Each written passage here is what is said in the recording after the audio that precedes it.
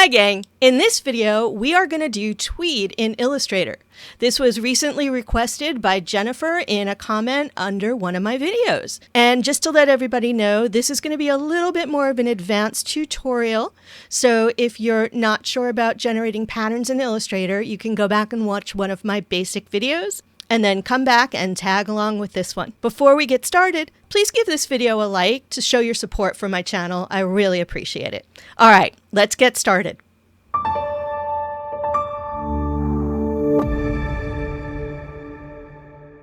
Before we can create the pattern, we're going to need to do a little bit of prep work. And for that, we're going to select colors and recolor a couple of patterns. So for the first thing we're going to do is create a few squares so we can pick colors. So I'm just drawing a little square. It doesn't matter what size because this is just for color swatch purposes.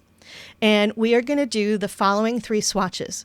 Our first swatch is going to be 10% black. So we're just going to go to black in the CMYK section, type in 10, click OK. The second swatch is going to be 50% black. So we'll do the same, type in 50 and click OK. And the final swatch is going to be 90% black.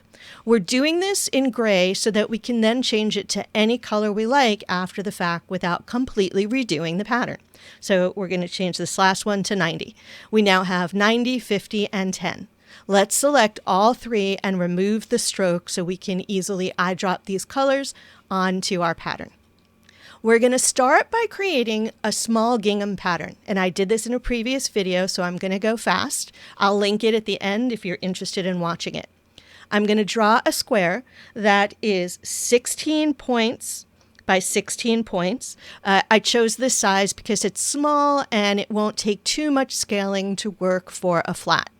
Then we're going to grab our pen tool. We're going to draw a line holding the shift key, keeping it straight vertically, hit enter, and another one horizontal, and hit enter. We are going to select all of this and align it center center. So I'm going to grab the align panel over here and we'll do center, center. So everything's nicely aligned and it doesn't matter what color this is at the moment.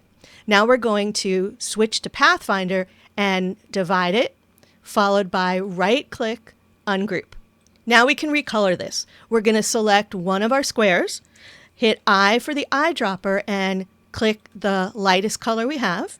Then if you hold the Control or Command key, your cursor will switch back to your black arrow, and then you can select the other pieces. We're going for these two diagonals, and these are going to be our 50% gray pieces. We'll select all of these and drag them into our swatches palette. So we have just created a gingham pattern. Let me show you what that looks like. We'll just draw a square here and fill it, and there is our gray tone gingham pattern, which you can also use. Now we need to prepare two other patterns in order to create the tweed look. I'm going to hit D for default, and then we're going to fill this with one of the Illustrator's existing patterns. To get to it, we'll go to the Swatches panel, click on the Library button in the lower left-hand corner, scroll down to Patterns, and we want Basic Graphics, Textures. Now, if your window opens like this and it's very hard to see what each one is, you're going to go up to the hamburger and you're going to change the view to large list view so that we can see everything here. The pattern that we want is called Mezzotint. You'll notice there's a couple of different versions. We want plain old Mezzotint. We're going to click to fill, and that's all we need from this little bit of graphic texture so we can close it and get it out of our way. Now the reason we did this was because I want it to show up in our swatches panel so that we don't have to go hunting for it later.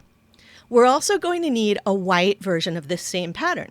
To change it to white, we're going to have it selected, go up to the recolor artwork icon, and when this opens up, we are going to click here. We're going to make sure that exact is checked, and then we'll double click on it and select white, click OK. And now it changed the pattern to white. We'll click OK. And now we have a white version of the same pattern in our swatches. And now we can go ahead and create our tweed look.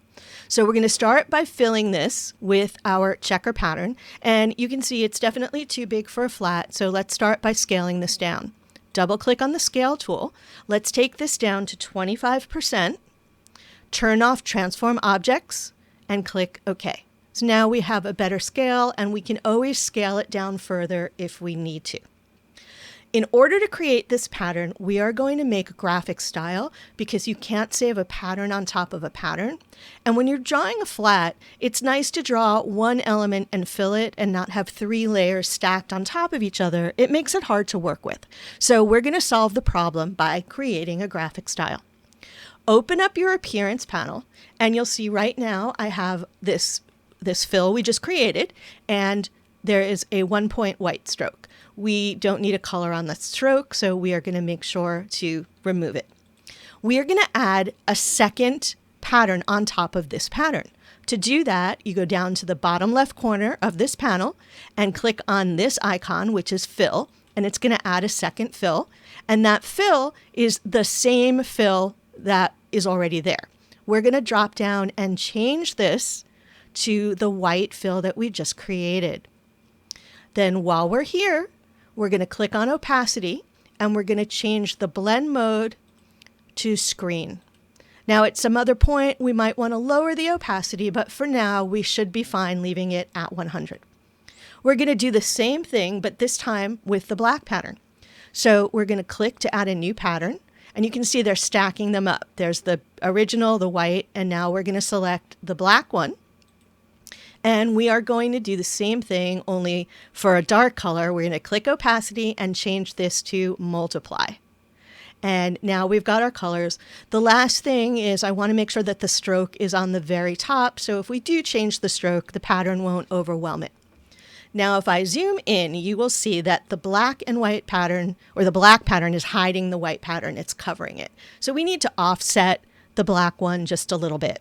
We need to make sure that the black pattern is activated. Switch to the black arrow.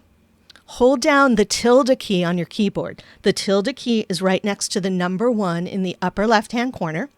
And while that key is held down, you're going to click and drag, and it's going to allow you to drag the placement of the pattern and offset it so that they are not directly on top of each other. And if we zoom out, you'll see that we have created a tweed. Now, select that tweed, go to your graphic styles, click on new, and let's make this our tweed basic.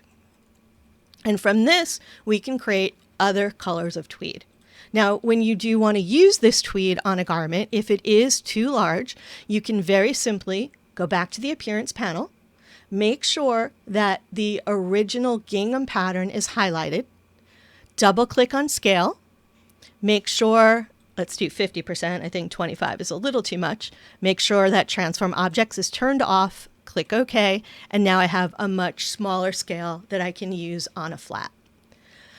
Let's talk about changing color, because we can now take this gray and turn it into any color. I think I'm going to go back to graphic styles, and let's add this, and we can call it Tweed Small. So in the future, we know this one is flat size and we don't need to edit it. All right, here's how we're going to change color. I find it easiest to do my color swatches here rather than finding them in the Recolor Artwork panel. So whatever color we want, we are going to adjust these swatches. We'll select the first one, and let's make this maybe a nice like red burgundy tweed. So I'm going to select my darkest shade of burgundy. And maybe that's a little too dark. Maybe here. Click OK. And actually, let's do one other thing. I'm going to double click on that again. Before I close this window, it's a good idea to copy the hue so that we can keep these all in the same hue as we pick our colors. Now we're going to select the next one. Double click. We're going to paste our hue so that we're back in the same family. And wherever our selection is in this window, we just want to make the same selection at about the same height in the more saturated color side. Click OK.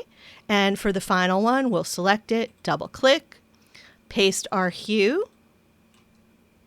And again, we're up on top, so we're going to pick a color that's up here. Click OK. Those are our colors. To make them easier to find, we'll select all of them, open our Swatches panel and click on this little file folder to make a new swatch group. That'll be easy to access when we're in the color picker window. So let's select this, double click on Recolor Artwork, and you will see that there are 5 different colors here. The top is black, the bottom is white, and the middle 3 are the colors we just selected. So we'll double click on the darkest color, click on Color Swatches, scroll all the way to the bottom, and you'll find the 3 colors we just created. This one's the darkest. Now we have the middle color. We'll do the same thing. Click on Color Swatches, scroll all the way to the bottom, select the middle color, click OK, and finally the light color. Again, Color Swatches, grab the lightest color, click OK, and there is our tweed. If you find it a little bit harsh with the black and white, we can soften those colors as well. We can double click on the black and we can just lighten this color up a bit. Now, for some reason, it didn't hold, and I noticed this happens. I'm not sure why though, so if any of you know and can write it in the comments, I would greatly appreciate it. But the way to resolve it is to go down here to the saturation slider and kick it up, and it'll bring the saturation or show the saturation down here, and then we can click here and get this to be more saturated and create our darker version of the color, but avoid it becoming black. And the light color, we want to do the same as well because the white might be a little harsh in this case, so we can double click on this and pick a light color that is light but not white.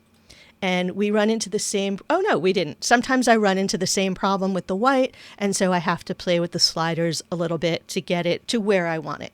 So now we have a little bit of a softer blend. We can go to our graphic styles and we can save this. And now whenever you want to use it, you just select it. I'm going to do one thing with this graphic style though before I start using it. I want to make sure I have a 1-point black stroke. So I'm going to add that here before I save it as the graphic style I'm going to use. So there we go. I've got it with the 1-point black stroke. I'm going to make a new graphic style out of that, and that's the one I'm going to use. So now to fill my jacket with the cherry tweed, all I have to do is grab the group selection tool, which is the white arrow with the plus sign, select one of my sections that has the blue fill.